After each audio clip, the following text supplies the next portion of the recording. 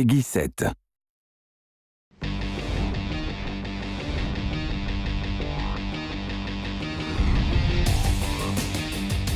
The really cool thing about our tracks in itself for starters is that each track has in it far more content than any other racing game's track. In a regular racing game, when you race track number 1, you can play that game for 20 hours, you go back to track number 1, it's still the same track you played originally.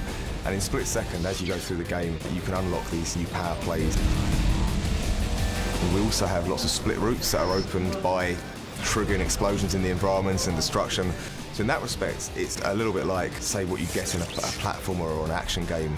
Being encouraged to revisit areas similar in the game and finding the new content. As you're going around the lap, different things are happening to you. The designers are introducing different features. Each lap isn't the same, each lap changes. I decided to kind of think a bit more out of the box and think about some environments that could really offer up truly spectacular moments rather than just the average stuff that you see in most games.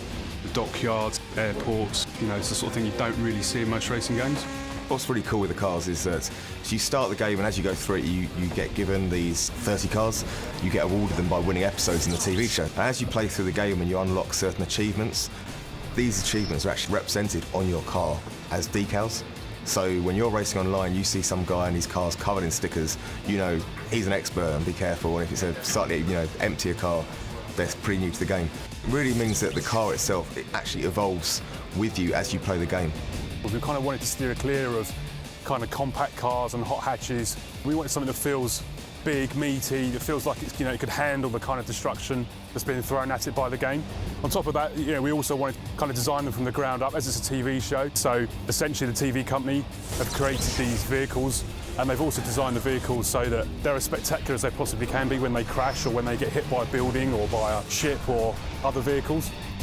We didn't want one car to be miles faster than others. Ultimately, they all need to be competitive. So really, it's more about their handling characteristics rather than their handling abilities. If someone wants to take the car from the start all the way through the game, they can do. And like I say, because the stickers on the car are evolving with you and the bodywork, it'll show that you've invested more time with that car than someone who's just played through to get all the cars individually. It's a real, personalised experience.